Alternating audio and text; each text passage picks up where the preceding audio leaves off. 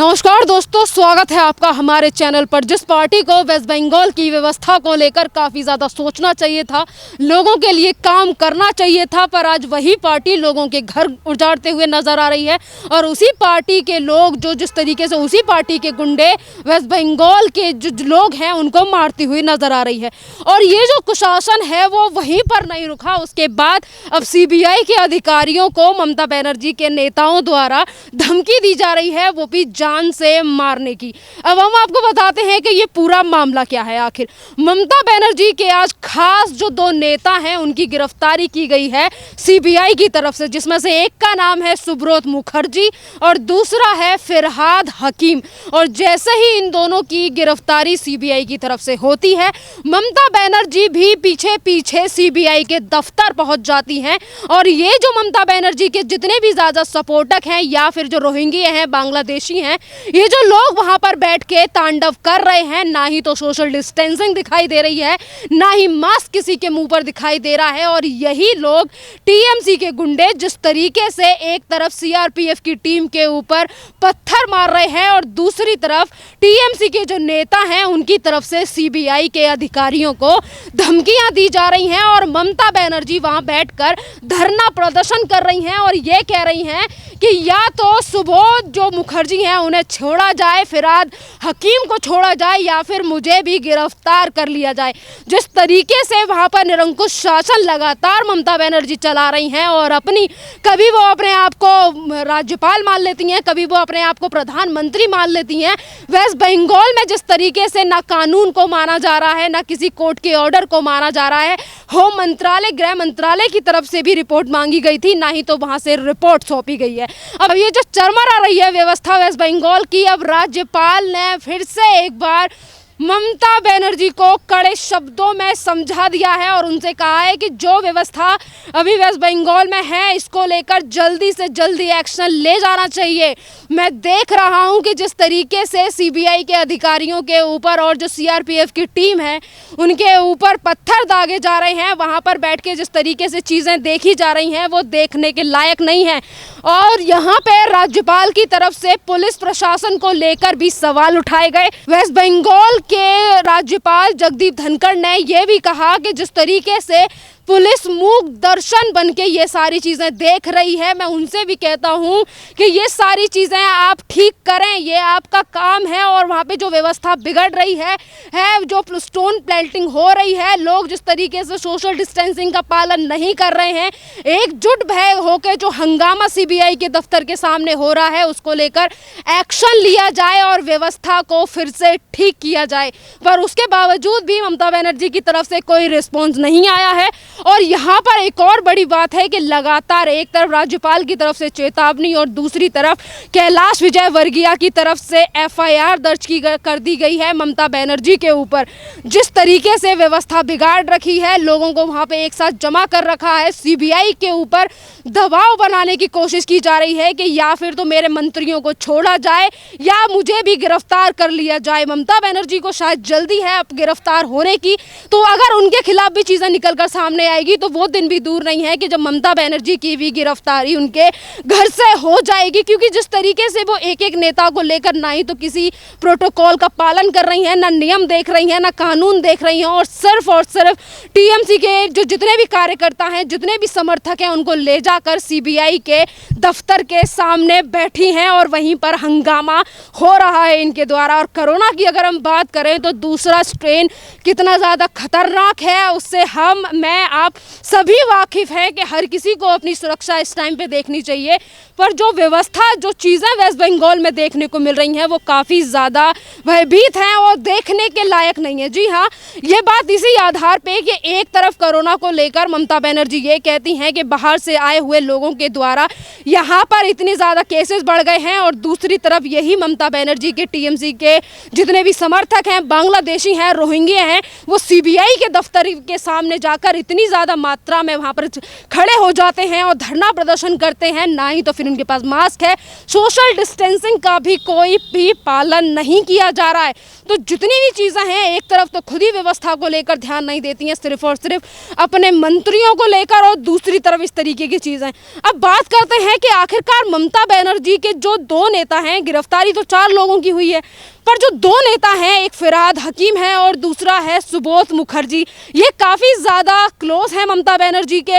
और ये भी चीज़ें हैं कि जिस केस के चलते इन लोगों की गिरफ्तारी हुई है, ये कोई अभी का केस नहीं है जो जिस तरीके से बात की जाए कि ये कोई बदले की कार्रवाई है या फिर बदले की कार्रवाई के चलते ही ये गिरफ्तारी हुई है। जी नहीं, ऐसा नहीं है। ये जो मामला है ये 2016 से पहले का है। विधानसभा के चुनाव वेस्ट बंगाल में 2016 में हुए थे और उससे पहले हुआ था एक नारद स्ट्रिंग ऑपरेशन, और जिसमें इन लोगों की जो गिरफ्तारी हुई है, यही लोग पैसे लेते यानी कि रिश्वत लेते हुए पाए गए थे, एक फर्जी कंपनी को सपोर्ट करते हुए पाए गए थे। और तब से ही सीबीआई की तरफ से इन सारी चीज़ों को लेकर जांच की जा रही थी, नोटिस भेजे जा चुके थे, गिरफ्तारी तक बात नहीं पहुंची थी क्योंकि वहां पर जो प्रशासन है उसकी तरफ से मंजूरी नहीं मिली थी। और यहाँ पर आपको बता दें कि मंजूरी की अगर हम बात करें तो इसमें एक खास मंजूरी की ज़रूरत होती है, वो है राज्यपाल की तरफ से भी हम मंजूरी ले सकते हैं। तो सीबीआई को जो राज्यपाल जगदीप धनखड़ की तरफ से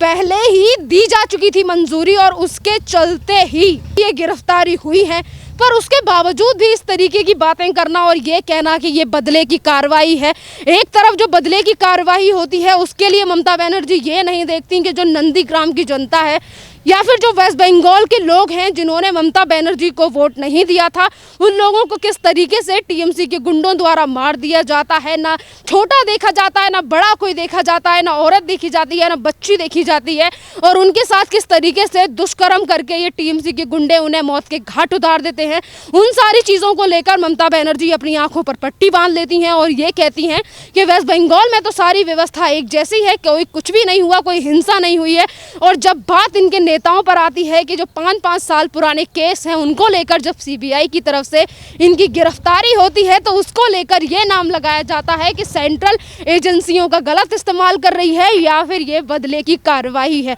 एक तरफ ममता बनर्जी के ऊपर एफआईआर हो गई है और ममता बनर्जी जिस तरीके से इनके नेताओं के द्वारा, इनके द्वारा जो सीबीआई के अधिकारियों को धमकी दी जा रही है, वो सारी चीज़ें दिखाई नहीं देती, दिखाई देती है तो सिर्फ और सिर्फ अपनी राजनीति को लेकर बात करें तो कुछ लोगों की तरफ से ये भी चीज़ें आ रही हैं सामने कि ममता बनर्जी जिस तरीके से सीबीआई के दफ्तर के सामने बैठी हैं, अपने आप को गिरफ्तार करने की मांग कर रही हैं कि मुझे भी गिरफ्तार करो या मेरे मंत्रियों को छोड़ दो। इसके बाद ये भी आपको बता दें कि सीबीआई आज ही वर्चुअल तौर पर हाई कोर्ट के सामने इन सारी चीज़ों को लेकर पेश करेगी इन दोनों नेताओं को, और उसके बाद चार्जशीट दाखिल भी होगी इन नेताओं को लेकर। मतलब छूटने के कोई भी चांसेस नहीं है क्योंकि केस काफ़ी ज़्यादा पुराना है। और जैसे ही सीबीआई के हाथ में ये चीज़ें आई हैं, जैसे ही राज्यपाल की तरफ से मंजूरी मिली है और ये कानूनी प्रक्रिया के अनुसार ही सारी चीज़ें हुई हैं, पर उसके बावजूद भी कानून को ना मानना। एक तरफ ये वही लोग हैं जो कानून की दुहाई हर 2-2 मिनट में देकर बोलते हैं कि कानून खतरे में है या फिर लोकतंत्र खतरे में है, और दूसरी तरफ किस तरीके से लोकतंत्र की धज्जियां उड़ाते हुए नजर ये लोग आते हैं। अगर हम बात करें यहाँ पर कि ममता बनर्जी आखिरकार क्यों अपने नेताओं को बचाना चाहती हैं, तो चीज़ें काफ़ी सारी हैं क्योंकि काफ़ी सारे लोगों की तरफ से जो सोशल मीडिया पर वॉर छिड़ा हुआ है, लोगों की तरफ से जो चीज़ें हैं उनका सिर्फ यही कहना है कि अब ममता बनर्जी को डर है कि सुबोध मुखर्जी हो या फिर फिरहाद हकीम, इन जैसे नेताओं के द्वारा, क्योंकि जो ममता बनर्जी के काफ़ी ज़्यादा क्लोज हैं, इनसे और भी चीज़ें, और भी स्कैम और भी वो घोटाले निकल कर सामने आ सकते हैं। जो जिस तरीके से जो स्कैम होते हुए नजर आ रहे हैं, इन्हीं सारी चीज़ों को कि अब एक एक करके जिस तरीके से स्कैम निकल रहे हैं तो एक और स्कैम सामने ना आ जाए, क्योंकि आप सभी को पता है जिस तरीके से कोयला स्कैम किया था उस सारी चीज़ों को लेकर अभिषेक बनर्जी को भी कई बार समन भेजा जा चुका है। तो इन्हीं सारी चीज़ों से बचने के लिए ये सारा ड्रामा किया जा रहा है। पर एक तरफ राज्यपाल की तरफ से कई बार कहा जा चुका है